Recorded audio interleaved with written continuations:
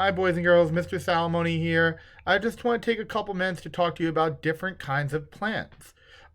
We just learned about habitats. Habitats are a place where animals and plants live together. So I just want to look at a few different kinds of plants.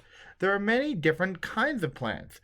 All plants have parts that can help them get what they need to live and grow in the habitats where they live. The parts might look different, but they all help the plants live and grow. Let's look at an apple tree. An apple tree is a tall plant that people like to grow. Apples grow on an apple tree. Apples are a kind of fruit. The roots of the apple tree get the water the plant needs to live and grow. Let's look at a barrel cactus. A barrel cactus is a type of short, round plant with spines.